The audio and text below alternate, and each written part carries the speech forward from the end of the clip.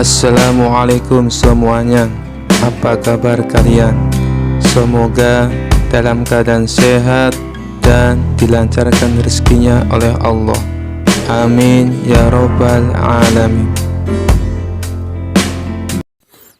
Dikisahkan suatu hari Abu Nawas jatuh cinta pada seorang gadis cantik di kampungnya.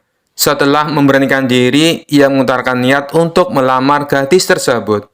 Sayangnya, calon mertuanya seorang pedagang kaya raya dikenal sangat sombong dan sulit menerima orang miskin. Calon mertua Abu Nawas, Tuan Harun, memandang Abu Nawas dari atas ke bawah dengan tatapan merendahkan. "Jadi, kau ingin menikahi putriku? Apa yang bisa kau tawarkan? Kau bahkan tidak punya harta." Abu Nawas tersenyum santai. "Betul, Tuan. Saya memang tidak punya banyak harta. Tapi saya punya sesuatu yang lebih berharga, kecerdasan." Tuan Harun mendengus. "Cerdas? Itu tidak cukup untuk menikahi putriku. Buktikan dulu kecerdasanmu. Kalau kau bisa, aku akan mempertimbangkan." Tuan Harun memberikan tantangan kepada Abu Nawas. "Di halaman belakang ada seekor kambing hitam. Kalau kau bisa membuat kambing itu menjadi putih tanpa mengecatnya, aku akan setuju." Abu Nawas berpikir sejenak lalu tersenyum. "Baik, Tuan. Berikan saya waktu 1 jam." Abu Nawas pergi ke pasar dan membeli sekarung tepung. Ia kembali ke rumah Tuan Harun dan menaburkan tepung itu ke seluruh tubuh kambing hitam. Kini kambing itu tampak putih. Tuan Harun tertawa kecil. "Itu hanya trik bodoh. Kalau tepungnya hilang, kambing itu tetap hitam." Abu Nawas menjawab, "Betul, Tuan. Tapi bukankah hidup ini juga hanya sementara? Warna bisa berubah, harta bisa hilang. Tapi yang penting adalah bagaimana kita menerima keadaan. Bukankah begitu, Tuan?" Tuan Harun tercengang mendengar jawaban Abu Nawas yang filosofis. Tidak puas, Tuan Harun memberikan tantangan kedua. "Kalau kau memang cerdas, buktikan bahwa kau bisa mengubah air menjadi emas." Abu Nawas meminta segelas air. Ia kemudian mengaduknya perlahan sambil berbisik. Setelah beberapa saat, ia menyerahkan gelas itu kepada Tuan Harun. "Silakan minum, Tuan. Air ini akan berubah menjadi emas di dalam tubuh Anda." Tuan Harun bingung. "Apa maksudmu?" Abu Nawas menjelaskan, "Setelah Tuan meminum air ini, tubuh Tuan akan mendapatkan energi untuk bekerja lebih keras, menghasilkan uang lebih banyak, dan menjadi lebih kaya. Bukankah itu sama saja dengan mengubah air menjadi emas?" Tuan Harun tak bisa membantah logika Abu Nawas. Melihat kecerdasan Abu Nawas, calon mertuanya akhirnya menyerah. "Baiklah, Abu Nawas, aku setuju kau menikahi putriku. Tapi ingat, kalau kau gagal membahagiakannya, kau akan berhadapan denganku." Abu Nawas tersenyum. "Jangan khawatir, Tuan. Kebahagiaan adalah keahlianku." Pernikahan pun digelar dengan meriah. Dan Abu Nawas berhasil membuktikan bahwa kecerdasan bisa mengalahkan segala ujian, termasuk calon mertua yang sulit. Kisah selanjutnya. Suatu hari, Abu Nawas melakukan perjalanan melewati sebuah lembah yang jauh dari desanya. Saat matahari mulai terbenam, ia melihat sebuah papan kayu tua bertuliskan "Selamat datang di Kampung Janda." Abu Nawas yang merasa lelah memutuskan untuk singgah dan mencari tempat bermalam. Ketika ia masuk ke kampung itu, ia menyadari ada yang aneh. Semua penghuninya adalah wanita, dan mereka semua terlihat sangat ramah, bahkan terlalu ramah. "Selamat datang, Tuan," sapa seorang wanita sambil tersenyum lebar. "Terima kasih," jawab Abu Nawas. "Apakah aku bisa bermalam di sini?" "Tentu saja, kami akan menjamu Tuan dengan sebaik-baiknya," jawab seorang wanita lain. Abu Nawas dibawa ke sebuah rumah besar di tengah kampung. Para wanita di kampung itu memberinya makanan, minuman, dan perhatian yang luar biasa. Salah satu dari mereka berkata, "Tuan, kampung ini hanya dihuni oleh para janda. Kami jarang sekali kedatangan tamu pria. Jadi, kami akan memastikan Tuan merasa seperti raja di sini." Abu Nawas mulai merasa was-was. Keramahan mereka ini terlalu berlebihan. Apa jangan-jangan ada sesuatu di balik ini semua, pikirnya. Saat malam tiba, salah satu wanita mendekatinya. "Tuan, menurut tradisi kami, siapapun pria menginap di kampung ini harus menikahi salah satu dari kami. Bagaimana Tuan? Apakah Tuan bersedia?" Mata Abu Nawas langsung melebar. Menikah? Tradisi macam apa ini? Abu Nawas tahu kalau ia tidak bisa menolak begitu saja, karena seluruh warga kampung itu tampak serius. Ia harus mencari cara untuk keluar dari situasi ini tanpa membuat mereka marah. "Baiklah," kata Abu Nawas, berpura-pura setuju. "Tapi sebelum aku menikah, aku harus menjalankan sebuah ritual khusus." Para wanita itu penasaran. "Ritual apa, Tuan?" Abu Nawas mengambil selembar kain putih dari tasnya. "Aku harus membungkus diriku dengan kain ini dan berdoa di luar kampung, di bawah sinar bulan purnama. Jika ritual ini berhasil, aku akan menjadi suami yang sempurna untuk siapapun di kampung ini." Para wanita itu setuju meskipun mereka merasa agak bingung. Saat malam semakin larut, Abu Nawas berpura-pura melakukan ritual di pinggir kampung. Ia melilitkan kain putih itu ke tubuhnya dan mulai membaca doa dengan suara keras. Namun begitu para wanita kampung berbalik untuk memberi privasi, Abu Nawas melepaskan itu dan kabur secepat mungkin ke arah hutan. Ia berlari tanpa henti sampai akhirnya menemukan jalan keluar dari lembah itu. Keesokan harinya, Abu Nawas menceritakan kejadian itu kepada teman-temannya di desa. "Bagaimana kau bisa lolos dari kampung itu?" tanya seorang temannya. "Seperti biasa," jawab Abu Nawas sambil tersenyum. "Sedikit akal sehat dan banyak keberuntungan." Sejak itu, Abu Nawas berjanji tidak akan singgah di tempat asing tanpa mencari tahu lebih dulu tentang tradisi mereka. Kisah selanjutnya. Abu Nawas adalah seorang penyair yang sangat cerdik dan pintar. Namun selain sebagai penyair, Abu Nawas juga dikenal sebagai mubalik di desa tempat tinggalnya. Oleh sebab itu, suatu ketika Abu Nawas diminta untuk menjadi imam ketika hendak sholat Jumat. Selain itu, pada waktu tersebut, Abu Nawas juga diminta mengisi khutbah Jumat untuk memberikan ceramah keagamaan. Setelah mandi dan berpakaian rapi, Abu Nawas pun mulai melangkahkan kakinya menuju ke masjid. Ketika sampai di masjid, tidak lama kemudian terdengar suara adzan. Tidak lama berselang, datanglah masyarakat yang beragama Muslim dengan sangat ramai. Karena yang menjadi khotib kali ini adalah Abu Nawas, maka banyak sekali masyarakat Muslim yang datang ke masjid. Ceramah dan khutbah Abu Nawas sangat disenangi oleh masyarakat kala itu. Sebab dalam setiap ceramah keagamaan yang disampaikan oleh Abu Nawas sangat relevan terhadap isu-isu yang sedang berkembang. Akhirnya, waktu yang ditunggu para jamaah akhirnya tiba. Abu Nawas naik ke mimbar dan segera memulai khutbahnya. Khutbah tersebut dimulai dengan salam dan berlanjut pada materi yang akan disampaikan oleh Abu Nawas. Namun pada saat berkhutbah, Abu Nawas melihat para jamaahnya yang mengantuk bahkan sampai tertidur.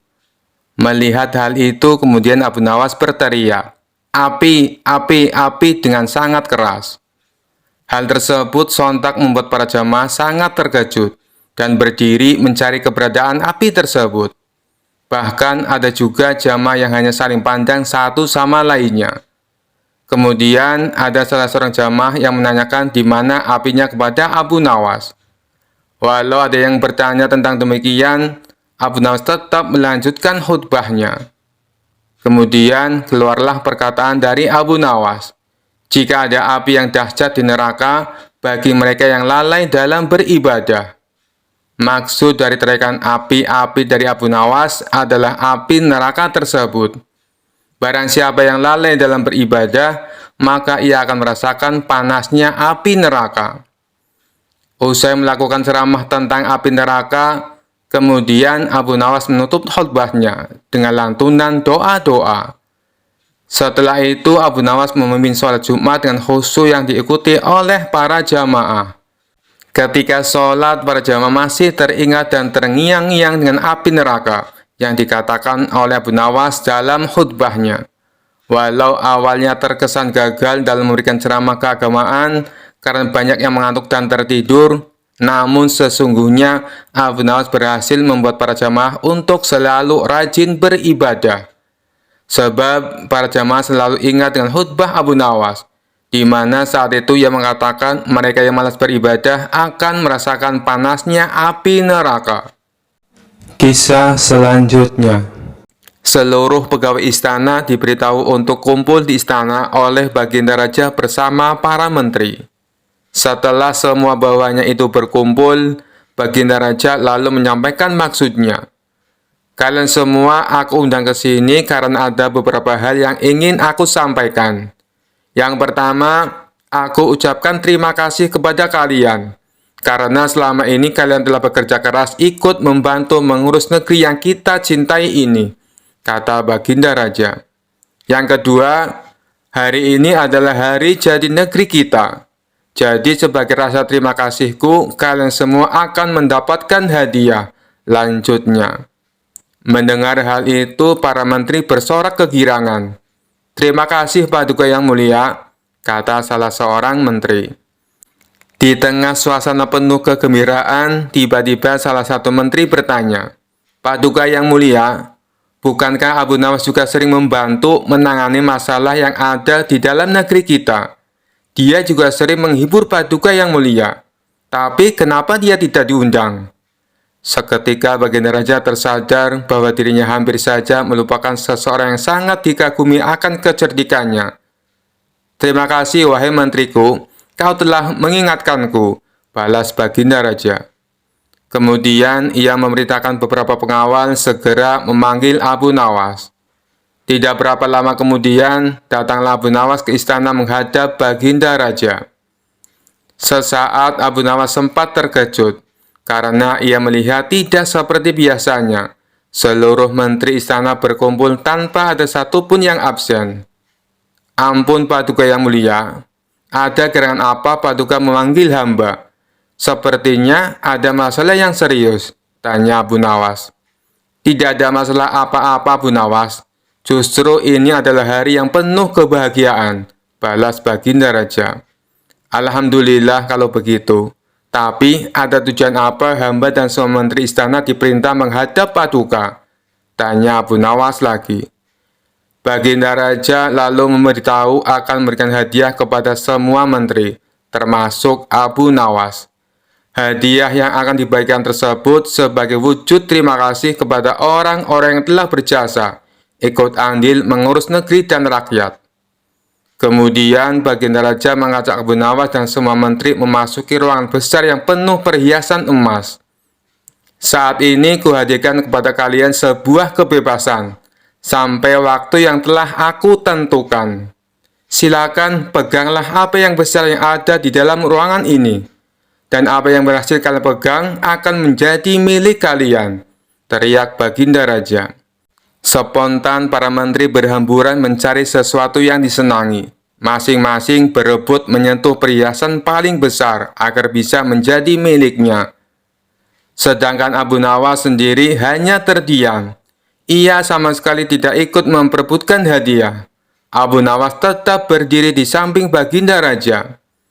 Melihat hal itu, Baginda Raja menjadi heran. Hai Abu Nawas, kenapa diam saja? Kau tidak butuh hadiah emas? Tanya Baginda Raja. Ditanya seperti itu, Abu Nawas justru cengengesan sambil terus menatap Baginda Raja. Tanpa diduga dari belakang, Abu Nawas memeluk Baginda Raja sangat erat. Hai Abu Nawas, apa-apaan ini? Apa yang kau lakukan? Teriak Baginda Raja kesakitan. Baginda Raja berusaha berontak, namun Abu Nawas makin erat memeluknya, hingga tidak berdaya melakukan sesuatu. Abu Nawas, kau sudah gila ya? Lepaskan aku! Teriak Baginda Raja lagi. Kali ini Baginda Raja berontak sekuat tenaga. Akhirnya Abu Nawas terpental jatuh. Ketika Abu Nawas hendak berdiri dan beranjak, Baginda Raja mengumumkan bahwa waktu yang ditentukan telah habis. Dari seluruh menteri terlihat masing-masing memegang beberapa perhiasan emas yang berhasil didapatkan. Emas yang ada di tangan kalian sepenuhnya adalah milik kalian. Silakan dibawa pulang, kata Baginda Raja. Maka satu persatu menteri mohon diri pamit pulang. Begitu juga dengan Abu Nawas, ia mohon pamit kepada Baginda Raja. Tunggu Abu Nawas, jangan pulang dulu, aku masih ada urusan dengan kau, ucap Baginda Raja. Baginda Raja lalu menanyakan kepada Abu Nawas perihal tingkah anehnya yang tiba-tiba memeluk dirinya. Maaf Paduka yang mulia, semua menteri Paduka adalah orang-orang bodoh. Mereka lebih memilih beberapa harta Paduka. Padahal jika mereka memilih Paduka, niscaya mereka akan memiliki semua harta itu, ucap Abu Nawas. Aku melihat semua harta Paduka sangat aku sukai, hingga rasanya sayang sekali jika aku hanya memilih salah satunya. Maka aku memeluk Paduka yang mulia, agar Paduka menjadi milikku, dan aku bisa memiliki semuanya, imbuhnya menjelaskan. Maksudmu bagaimana Abu Nawas? Tanya Baginda Raja kebingungan. Begini Paduka yang mulia, kebanyakan manusia bodoh di dunia ini lebih memilih harta dunia ketimbang pemilik sejatinya, yaitu Allah Subhanahu wa Ta'ala. Banyak manusia berlomba-lomba hanya untuk mendapatkan sebagian kecilnya saja. Padahal kalau dia mau memilih dan memiliki Allah, niscaya bukan hanya semua yang ada di muka bumi ini yang akan menjadi miliknya, melainkan Allah pun akan menjadi miliknya. Jika Allah telah menjadi miliknya, semua akan ia dapatkan. Itulah alasannya kenapa hamba memeluk Paduka. Dengan begitu, hamba telah memiliki Paduka.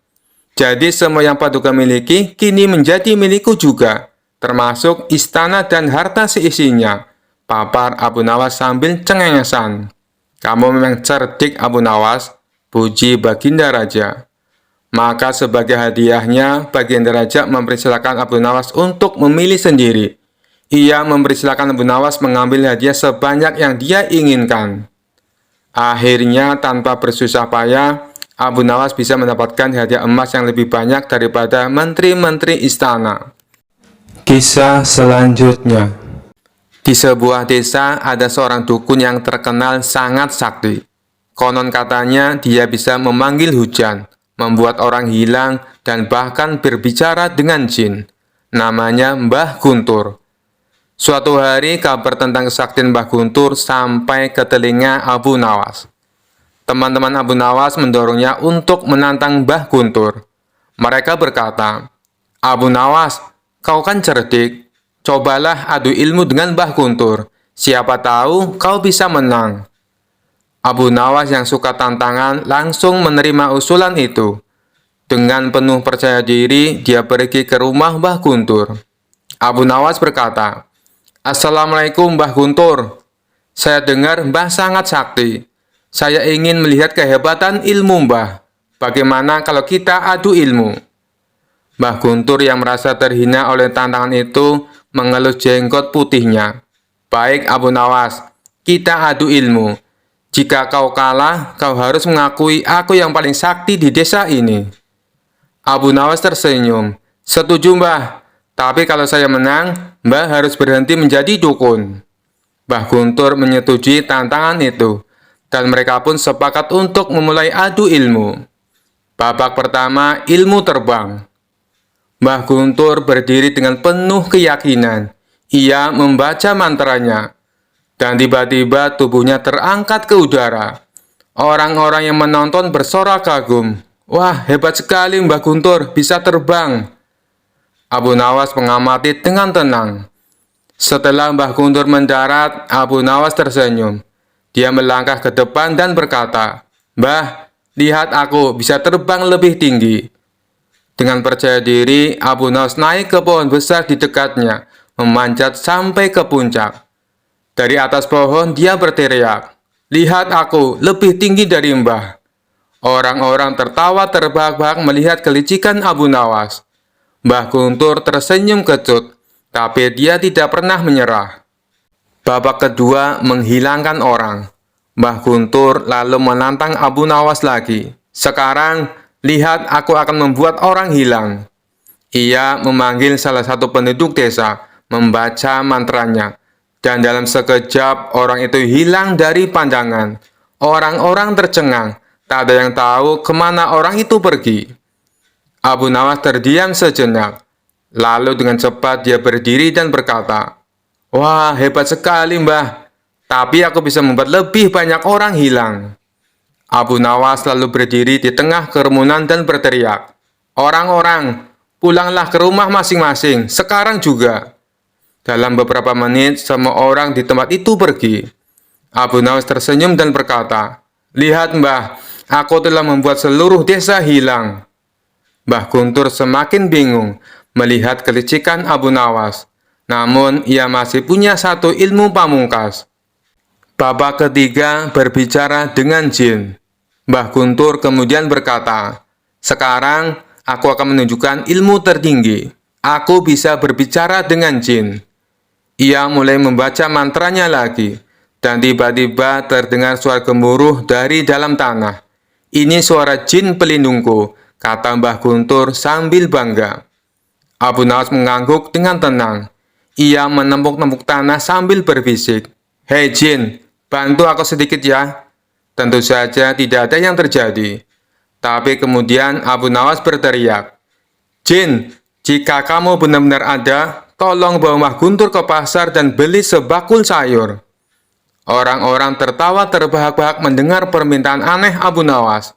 Bahkan Mbah Guntur mulai tertawa, karena ia sadar bahwa Abu Nawas telah mempermainkannya.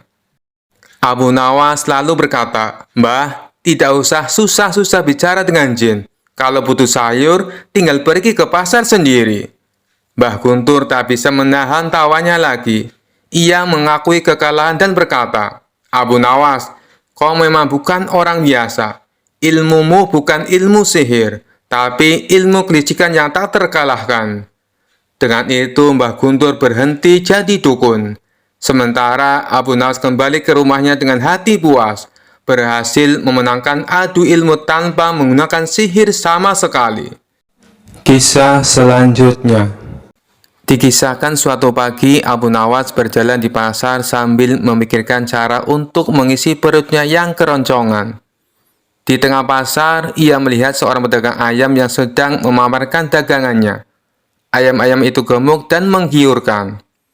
Pedagang ayam itu bernama Fadil, terkenal pelit dan tidak pernah memberikan potongan harga, bahkan kepada teman dekatnya. Melihat Fadil yang sedang sibuk melayani pembeli, ide nakal muncul di kepala Abu Nawas. Abu Nawas mendekati lapak Fadil sambil berkata dengan suara lantang, "Wah, ayam-ayammu besar sekali, Fadil. Berapa harga satu ekornya?" Fadil menatap Abu Nawas dari ujung kepala sampai ujung kaki. "Tergantung ukurannya, Abu Nawas. Yang besar ini 10 dinar, yang sedang 7 dinar, dan yang kecil 5 dinar. Abu Nawas mengangguk-angguk. "Kalau begitu, pilihkan aku ayam yang terbaik," katanya dengan semangat. Fadil langsung mengambil ayam paling besar dan menyerahkannya kepada Abu Nawas. "Ini ayam terbaikku, harganya 10 dinar." Abu Nawas memandang ayam itu dengan serius, lalu menggeleng. "Ayam ini terlalu berat. Bisa-bisa aku kelelahan membawanya pulang." "Baiklah, bagaimana dengan yang sedang ini? Harganya 7 dinar, tawar Fadil sambil menyerahkan ayam yang lebih kecil. Abu Nawas kembali menggeleng. "Yang ini terlalu galak. Aku takut ia mencakarku di jalan." Fadil mulai jengkel. "Kalau begitu yang kecil ini saja, harganya cuma 5 dinar. Abu Nawas menatap ayam kecil itu dengan cermat, lalu berkata, "Ayam ini terlalu kecil. Aku takut tidak cukup untuk makan malamku." "Jadi ayam yang mana yang kau mau, Abu Nawas?" tanya Fadil dengan kesal. Abu Nawas tersenyum lebar. "Aku ingin ayam yang bisa bicara. Ada tidak?" Fadil terkejut. "Ayam yang bisa bicara? Kau gila. Tidak ada ayam seperti itu di dunia ini." "Aku pikir kau pedagang yang terbaik. Ternyata kau tidak punya ayam seperti itu," kata Abu Nawas dengan nada mengejek. Fadil yang merasa dipermalukan langsung marah. "Kalau kau tidak mau beli, pergi dari sini, Abu Nawas. Jangan ganggu daganganku." Abu Nawas pun pergi, tapi ia kembali beberapa saat kemudian dengan seekor ayam yang ia pinjam dari temannya. Ia mengikat ayam itu di dekat lapak Fadil dan mulai berteriak, Ayam, apakah Fadil ini pedagang yang jujur? Abu Nawas menendang tanah di dekat ayam itu, membuat ayam berkokok keras. Ayam ini bilang tidak, seru Abu Nawas dengan suara lantang, membuat orang-orang di pasar tertawa. Fadil merasa dipermalukan lagi dan mencoba mengejar Abu Nawas, tapi ia malah tersandung keranjang ayamnya sendiri. Orang-orang pasar semakin terbahak-bahak. Sementara Abu Nawas kabur sambil membawa ayamnya dan berkata, "Lain kali, jual ayammu dengan kejujuran, Fadil." Sejak itu, Fadil menjadi lebih ramah kepada pelanggan. Dan Abu Nawas berhasil mengajari pasar sebuah pelajaran dengan gaya khasnya penuh humor. Kisah selanjutnya. Dikisahkan suatu hari, Abu Nawas dan sahabatnya Abu Jahil mendapat undangan pesta pernikahan dari seorang saudagar kaya di kota. Sebelum berangkat, mereka berdebat soal angpau yang akan dibawa. "Abu Jahil, kau bawa angpau berapa?" tanya Abu Nawas. Abu Jahil menggaruk kepala. "Aduh, Abu Nawas, aku sedang bokeh. Uangku tinggal sedikit. Buat makan minggu ini saja sudah pas-pasan." Abu Nawas mengangguk. "Aku juga sama, Abu Jahil. Lalu, apa kita tidak usah bawa angpau saja?" Mereka berpikir keras. Hingga akhirnya Abu Nawas mendapat ide licik. "Begini saja, Abu Jahil. Kita bawa amplop kosong, tapi berpura-pura angpau kita besar. Yang penting kita kelihatan ikut menyumbang." Abu Jahil setuju. Mereka pun berangkat dengan amplop kosong yang diselipkan di saku. Sesampainya di pesta, mereka langsung menuju meja penerima tamu. Dengan gaya percaya diri, Abu Nawas memberikan amplopnya dan berkata dengan suara lantang, "Ini angpau spesial untuk kebahagiaan kedua mempelai." Abu Jahil mengikuti dengan gaya serupa. "Dan ini dari saya, hadiah besar untuk malam yang indah ini." Para penerima tamu mengangguk sambil tersenyum, tidak curiga sedikit pun. Abu Nawas dan Abu Jahil pun merasa aman dan puas. Mereka langsung menuju prasmanan dan menikmati makanan lezat tanpa rasa bersalah. Namun, saat sedang asik makan, tiba-tiba pembawa acara mengumumkan, "Hadirin sekalian, untuk menghargai tamu spesial kita, saudagar akan membuka 3 amplop pertama yang diterima, untuk ditunjukkan sebagai tanda terima kasih." Wajah Abu Nawas dan Abu Jahil langsung pucat pasi. Pembawa acara melanjutkan, "Baik, mari kita buka amplop pertama." Dan ternyata dari Abu Nawas. Seluruh tamu bertepuk tangan, sementara Abu Nawas hanya bisa tersenyum kaku, berharap amplopnya tidak ketahuan kosong. Pembawa acara membuka amplop itu, lalu terdiam sejenak. Oh, tampaknya amplop ini kosong. Semua tamu mulai berbisik-bisik, sementara Abu Jahil sudah keringat dingin. Sebelum tamu-tamu menyadari, Abu Nawas segera melangkah maju dengan percaya diri. "Maafkan saya, amplop kosong itu ada sebuah pesan bermakna. Itu adalah simbol doa tulus kami yang tak bisa diukur dengan uang." Para tamu malah tertawa kagum, menganggap Abu Nawas sangat bijak dan kreatif. Mendengar penjelasan Abu Nawas, pembawa acara tersenyum dan mengangguk. "Baik, terima kasih Abu Nawas atas simbolnya yang unik," ujar pembawa acara. Namun saat giliran amplop Abu Jahil dibuka dan kosong juga, semua tamu tertawa lagi. Abu Jahil dengan canggung ikut beralasan, "Saya juga ikut mendoakan dengan tulus dan tak terukur."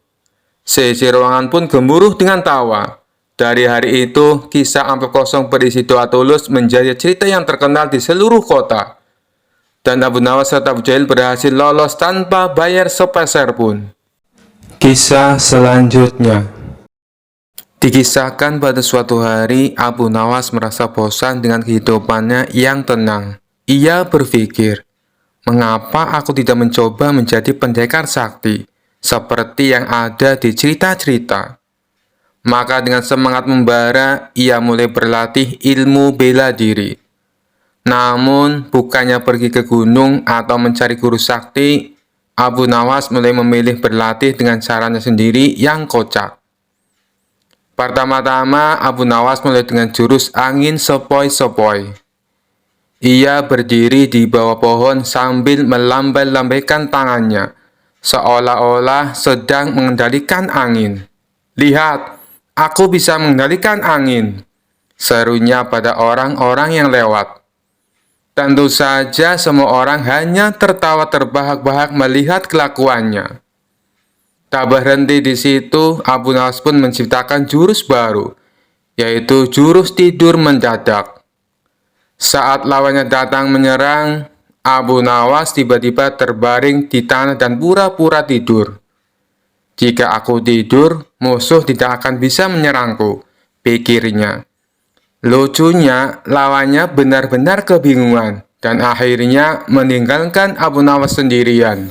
Ketika kabar tentang Abu Nawas yang sakti tiada tanding ini menyebar, raja penasaran dan mengundang Abu Nawas ke istana.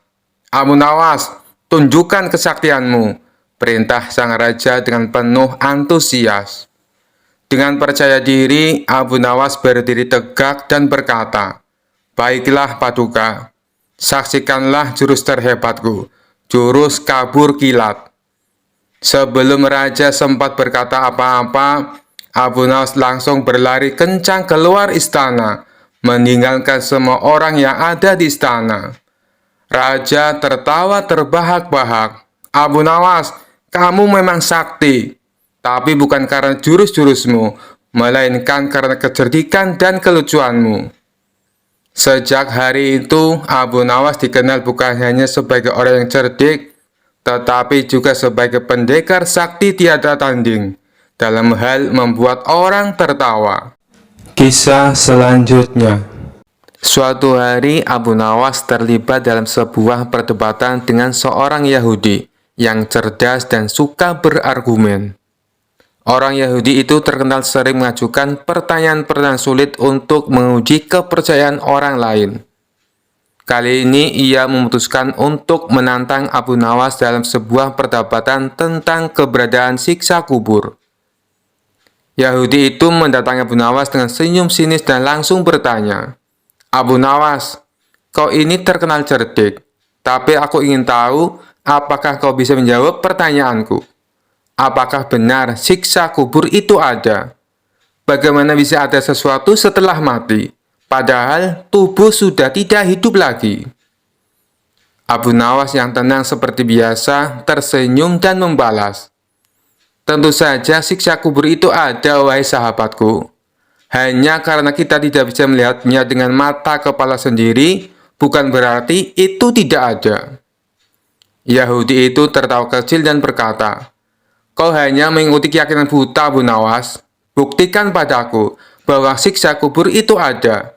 Karena selama ini aku belum pernah mendengar seseorang keluar dari kuburnya dan memberitahu bahwa dia mengalami siksa."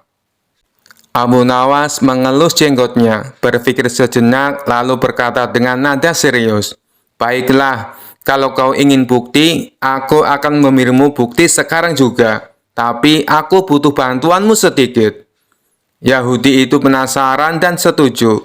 "Baik, aku siap membantumu Abu Nawas. Apa yang harus kulakukan?"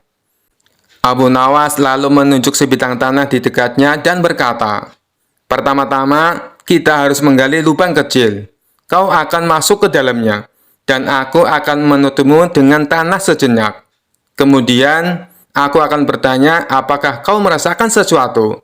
Jika kau merasakan apapun, mungkin itu bisa menjadi bukti bahwa siksa kubur itu memang ada." Yahudi itu tertawa terbahak-bahak mendengar ide Abu Nawas. "Abu Nawas, kau ini benar-benar lucu. Aku tidak merasakan apa-apa, karena aku masih hidup." "Baiklah, mari kita coba." Mereka pun mulai menggali sebuah lubang kecil. Setelah selesai, Yahudi itu dengan percaya diri masuk ke dalam lubang tersebut. Dan Abu Nawas menutupinya dengan tanah hingga hanya kepala sendiri yang terlihat. Orang-orang yang melihat kejadian itu mulai berkerumun, penasaran apa yang akan dilakukan Abu Nawas selanjutnya. Setelah Yahudi itu berada di dalam lubang, Abu Nawas berdiri di sampingnya, kemudian berkata, "Nah, bagaimana rasanya? Kau merasa nyaman di dalam sana?" Yahudi itu tertawa sambil berkata, "Tentu saja, ini hanya lubang biasa. Aku tidak merasakan apa-apa." Abu Nawas tersenyum licik dan dengan tiba-tiba berteriak keras, Wahai para pengawal, bawa air keranjang dan tikus tanah. Pengawal yang kebingungan mengikuti perintah Abu Nawas langsung bergegas. Mendengar perintah aneh itu, Yahudi yang tadinya tertawa-tawa mulai merasa cemas. Untuk apa kau memanggil air dan tikus, Abu Nawas? Dengan wajah tenang, Abu Nawas menjawab, "Oh, aku hanya ingin memberikan sedikit hiburan untukmu di dalam lubang itu. Kita akan siramkan air dingin supaya kau merasakan sensasi beku. Dan tikus-tikus tanah ini akan menggali di sekitarmu. Mungkin mereka akan berusaha mengunyah sepatumu juga." Mendengar penjelasan itu, Yahudi itu langsung pucat dan mulai merasa tidak nyaman. "Hai Abu Nawas, aku bercanda. Keluarkan aku dari sini. Aku tidak mau ada air dingin atau tikus tanah." Abu Nawas pura-pura terkejut. "Oh, kau takut? Tapi bukankah tadi kau berkata bahwa kau tidak merasakan apa-apa di dalam lubang? Mengapa tiba-tiba kau khawatir?" Yahudi itu mulai panik. "Abu Nawas, keluarkan aku dari sini sekarang. Aku minta maaf telah menantangmu. Aku tidak mau merasakan apapun di dalam kubur ini, bahkan tikus sekalipun." Abu Nawas tertawa kecil, lalu segera mengangkat Yahudi itu keluar dari lubang. Setelah keluar, Yahudi itu tampak kebingungan, tapi juga merasa lega. Abu Nawas menepuk bahu Yahudi itu sambil berkata, "Kau lihat sahabatku, bahkan di lubang kecil itu, ketika aku menyebutkan tentang siksa kecil seperti air dingin dan tikus, kau sudah mulai takut. Padahal itu bukan siksa kubur yang sebenarnya. Bayangkan jika kau berada di dalam kubur yang sesungguhnya dan merasakan siksa yang tidak bisa kau bayangkan." Yahudi itu terdiam, merenungi kata-kata Abu Nawas. Ia akhirnya menyadari bahwa ada banyak hal yang tidak bisa dijelaskan dengan logika sederhana. Dan rasa takut yang ia alami tadi menjadi bukti bahwa sesuatu yang tak terlihat memang bisa nyata adanya. "Baiklah Abu Nawas," kata Yahudi itu dengan wajah serius. "Kau menang kali ini. Aku belajar satu hal penting hari ini. Kadang sesuatu yang tidak terlihat justru lebih menakutkan daripada yang bisa kita lihat." Abu Nawas tersenyum dan menjawab, "Betul sekali sahabatku. Bukan hanya mata yang menjadi saksi kebenaran, tapi juga hati dan perasaan. Semoga kau mendapatkan pelajaran dari pengalaman ini." Kisah ini berawal ketika Baginda Raja baru pulang dari negeri seberang. Ia pun menceritakan pengalamannya selama tinggal di sana, termasuk mengenai seorang pengawal pribadi Raja negeri seberang yang terkenal sakti. Si pengawal tersebut bisa muncul tiba-tiba tanpa diketahui dari mana ia datang. Mendengar cerita Baginda Raja, sang menteri pun merasa takjub. "Maksud Paduka, pengawal itu bisa muncul tiba-tiba?" tanya sang menteri merasa heran. "Benar wahai menteriku, saat itu saya sedang duduk dengan raja negeri seberang. Tapi di samping kanan kirinya tak ada seorang pun pengawal. Lalu saya coba tanya kepadanya, 'Kenapa pengawalmu tidak mendampingi?' Dia malah tersenyum. Kemudian dia teriak memanggil pengawalnya. Tiba-tiba di hadapan kami sudah berdiri seorang pengawal, yang entah datangnya dari mana," kata Baginda Raja menjelaskan. "Bisa jadi pengawal tersebut sebenarnya adalah jin Paduka," timpal sang menteri. "Mungkin juga bisa jadi dia adalah jin," balas Baginda Raja. Setelah mendengar cerita tersebut, sang menteri muncul ide akan sebuah tantangan. Kemudian ia mengungkapkan idenya tersebut kepada Baginda Raja. "Paduka yang mulia, bukankah selama ini tantangan Paduka selalu berhasil dikalahkan Abu Nawas? Bagaimana kalau Abu Nawas ditantang seperti pengawal sakti itu?" kata sang menteri mengusulkan. "Tantangan? Tantangan apa? Aku belum paham dengan maksudmu," tanya Baginda Raja bingung. "Begini Paduka, Abu Nawas kita tantang hadir di depan Paduka. Tapi tidak boleh dengan jalan kaki, tidak boleh berkendaraan, dan tidak boleh kelihatan. Dia harus datang tiba-tiba seperti pengawal itu," kata sang menteri menjelaskan. "Bagus sekali ide kamu, saya setuju. Kali ini Abu Nawas pasti akan kalah," balas Baginda Raja kegirangan. Tanpa membuang-buang waktu, Baginda Raja langsung memerintahkan beberapa pengawal untuk memanggil Abu Nawas. Singkat cerita, datanglah Abu Nawas menghadap Baginda Raja. "Wahai Abu Nawas, apakah kamu masih berani menerima tantanganku?" tanya Baginda Raja. "Tentu saja saya berani, Paduka. Tapi saya perlu tahu apa impiannya kalau saya berhasil," kata Abu Nawas balik bertanya. "Karena tantangan ini sangat sulit dan mustahil, hadiahnya akan aku tambah menjadi 1000 dinar. Tapi bila kamu gagal, sebagai hukumannya, kamu harus memandikan kuda-kuda istana selama sebulan. Dan semua hadiah yang selama ini aku berikan harus kamu kembalikan. Karena hadiah tersebut akan aku serahkan kepada menteriku, sebab dialah yang punya ide tantangan ini. Apa kamu bersedia?" tanya Baginda Raja kembali. Mendengar hadiah yang begitu besar, spontan Abu Nawas langsung tergiur. "Baik, Paduka yang mulia, saya sangat bersedia," sahut Abu Nawas dengan muka berseri-seri. Kemudian Baginda Raja memberitahu tantangan yang akan ia berikan.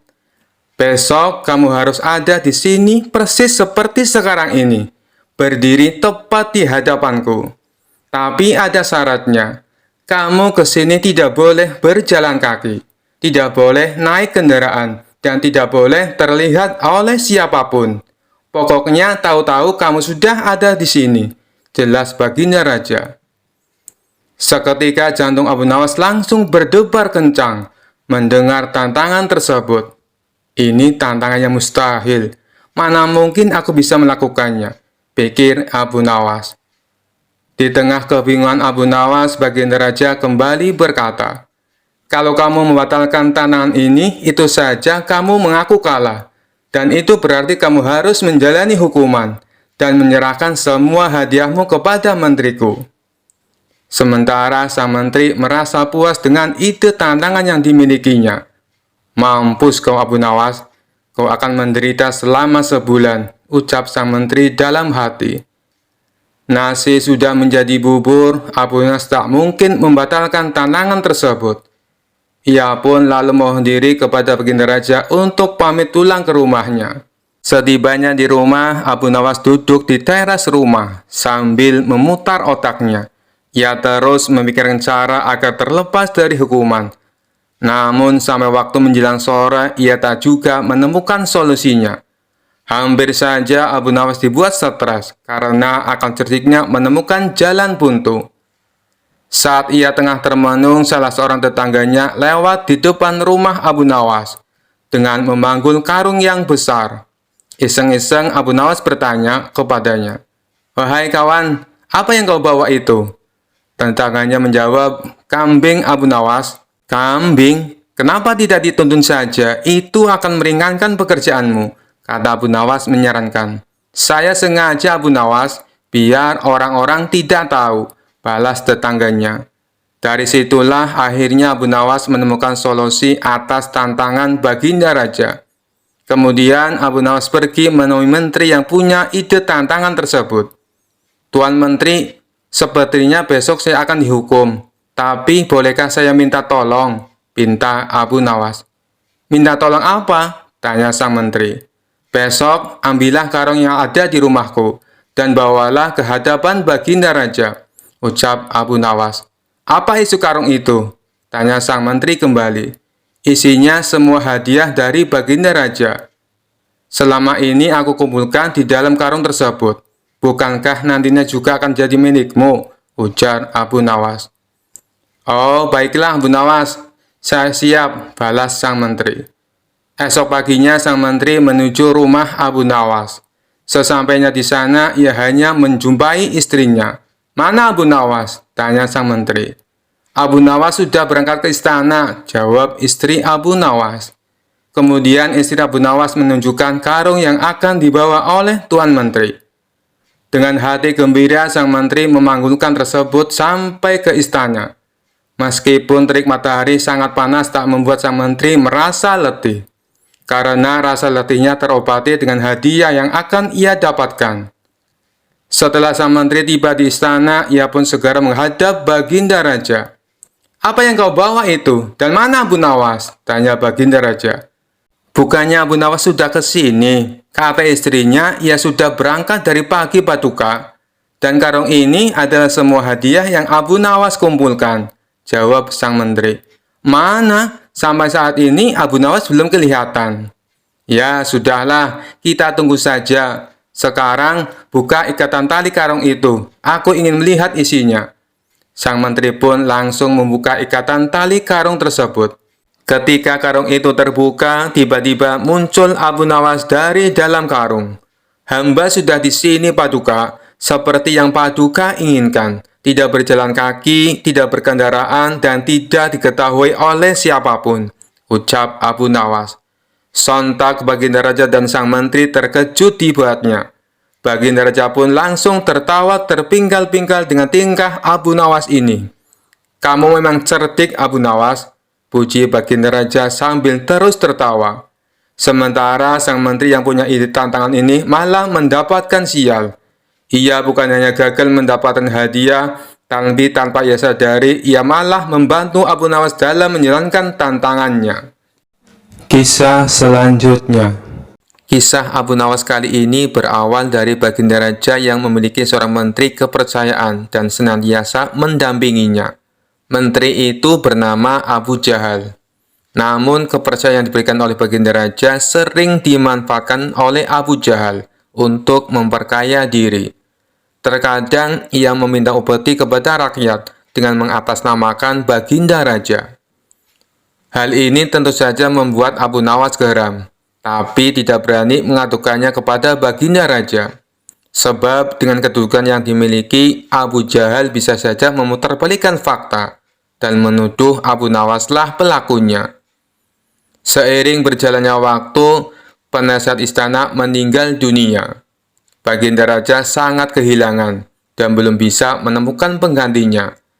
Jadi untuk sementara waktu jabatan penasihat istana masih kosong, belum ada yang mendudukinya.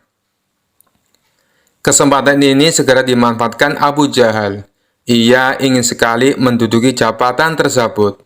Dengan begitu ia bisa lebih leluasa mempengaruhi Baginda Raja. Segala cara Abu Jahal lakukan. Di depan Baginda Raja, Abu Jahal terus mencari muka agar terpilih menjadi penasehat istana. Tapi sayangnya ambisi Abu Jahal ini harus kandas di tengah jalan. Karena tidak berapa lama Baginda Raja justru memilih Abu Nawas untuk menjadi penasehat istana.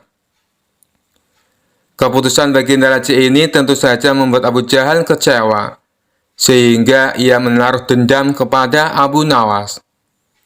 Suatu hari ketika Abu Jahal melihat Abu Nawas sedang duduk bersama Baginda Raja, timbul pemikiran di kepalanya. Seharusnya aku yang ada di tempat Abu Nawas. Abu Nawas tidak pantas duduk di situ. Abu Nawas itu apa dia? Tidak mampu mengurus masalah kerajaan.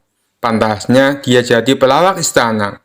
Gerutu Abu Jahal dalam hati. Merasa kecewa dengan keputusan Baginda Raja, Abu Jahal lalu menyampaikan keberatan.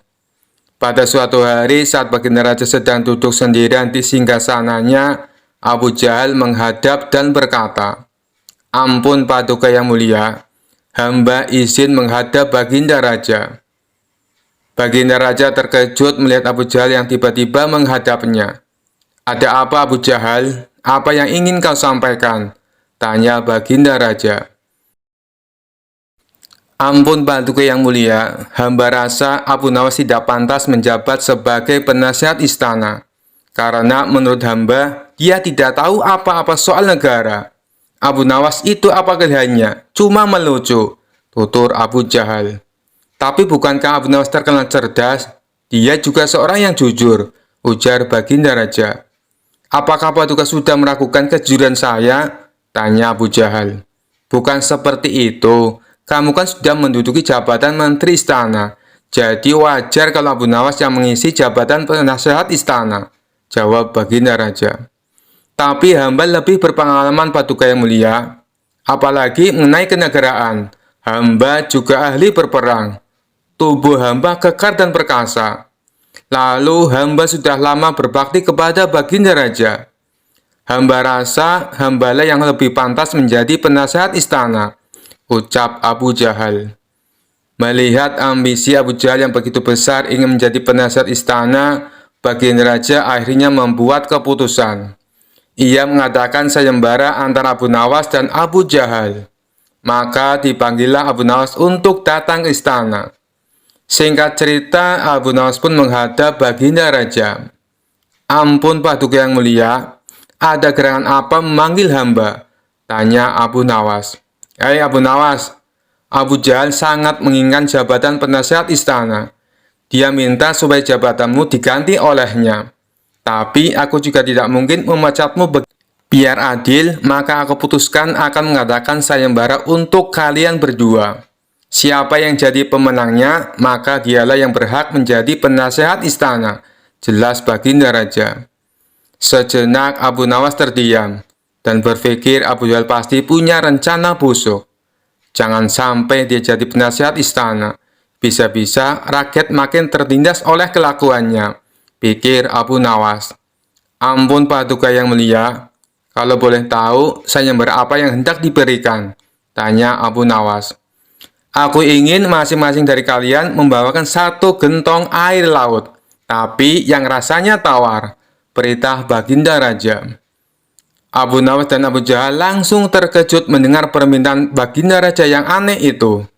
Sekarang pulanglah kalian berdua, dan besok kembali ke sini dengan membawa air laut yang rasanya tawar, kata baginda raja melanjutkan. Sesampainya di rumah, Abu Nawas terus memikirkan dan mencari tahu keberadaan laut yang airnya tawar. Mana ada air laut yang rasanya tawar? Orang secerdik apapun tidak akan bisa melakukannya, pikir Abu Nawas. Sementara itu, Abu Jahal mulai berbuat curang. Ia memasukkan air sumur ke gentong untuk dibawanya ke istana. Baginda raja pasti percaya meskipun aku berkata bohong, karena aku tahu aku adalah menterinya yang paling dipercaya, kata Abu Jahal dalam hati. Keesokan harinya, Abu Nawas dan Abu Jahal datang ke istana dengan membawa gentong masing-masing. Bagaimana? Apakah kalian sudah mendapatkan airnya? Tanya baginda raja. Sudah Paduka yang mulia, jawab Abu Jahal dan Abu Nawas serempak. Kemudian Abu Jahal maju lebih dulu menyerahkan gentongnya. Ini Paduka, air laut permintaan Paduka, ucap Abu Jahal. Baginda raja lalu mencicipi air yang dibawa Abu Jahal. Bagus Abu Jahal, air ini rasanya tawar. Tapi benarkah ini berasal dari laut? Tanya baginda raja. Benar sekali Paduka, hamba sengaja mengambilnya dari laut yang tidak diketahui oleh banyak orang, jawab Abu Jahal penuh percaya diri. Sekarang tibalah giliran Abu Nawas menyerahkan gentong miliknya. Ketika baginda raja mencicipi air yang ada di gentong Abu Nawas, ia pun langsung berkata, Hei Abu Nawas, kenapa rasanya masih asin dan getir? Yang aku minta air laut rasa tawar, ucap baginda raja. Ampun Paduka yang mulia, tapi memang begitulah rasa air laut, balas Abu Nawas. Baiklah, karena lomba ini dimenangkan Abu Jahal, tentu dia akan menjadi penasehat istana, tutur baginda raja. Mendengar hal itu, Abu Jahal sangat kegirangan, sudah tidak sabar ingin menduduki jabatan tersebut. Ternyata sangat mudah mengelabui baginda raja, pikir Abu Jahal.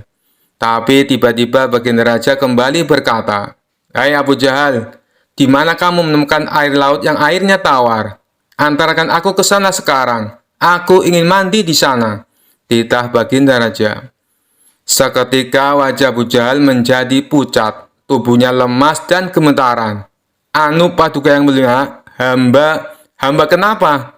Kalau kamu tidak bisa membuktikannya, berarti kamu telah membohongiku, ucap baginda raja. Ampun Paduka yang mulia, air yang hamba bawa memang bukan air laut, tapi air dari sumur, kata Abu Jahal ketakutan. Kamu lancang Abu Jahal. Kamu kira aku anak kecil yang mudah dikelabui?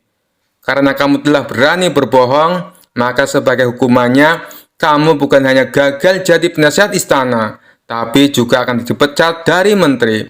Kamu juga harus menjalani hukuman penjara, bentak baginda raja. Kemudian Baginda Raja memerintahkan beberapa pengawal untuk menangkap Abu Jahal dan memasukkannya ke penjara.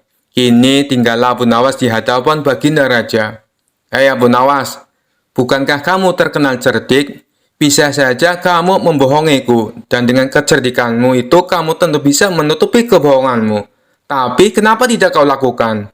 tanya Baginda Raja. "Ampun Paduka yang mulia, hamba memang cerdik. Tapi hamba bukan pembohong. Secerdik apapun manusia, tidak akan ada yang bisa mengubah rasa air laut menjadi tawar," terang Abu Nawas. "Kamu memang benar Abu Nawas. Itulah orang yang saya cari untuk menduduki jabatan sebagai penasihat istana, cerdik dan jujur," kata Baginda Raja tersenyum puas. Dikisahkan Abu Nawas mempunyai tetangga seorang tuan tanah yang kaya raya. Hampir seluruh penduduk desa bekerja di perkebunannya. Namun tuan tanah tersebut mempunyai sifat pelit dan bahil. Tak hanya itu, selain berprofesi sebagai tuan tanah, ia juga menjadi rentenir. Hal inilah yang membuat Abu Nawas resah. Selaku ulama sufi, ia ingin membuat tetangganya itu bertobat atas perbuatannya. Setelah merenung agak lama, akhirnya Abu Nawas menemukan ide yang cemerlang. Pada esok harinya, Abu Nawas menemui kawan-kawannya yang lagi tongkrongan di warung. "Tadi malam aku mimpi dapat wangsit yang tidak bisa aku tolak," ucap Abu Nawas membuka percakapan. Salah satu kawan Abu Nawas bertanya, "Apa isi wangsit dalam mimpimu?" Abu Nawas menjawab, "Aku mendapatkan wangsit, apapun yang titipan padaku, maka akan beranak." "Maksudnya bagaimana wahai Abu Nawas?" tanya mereka bingung.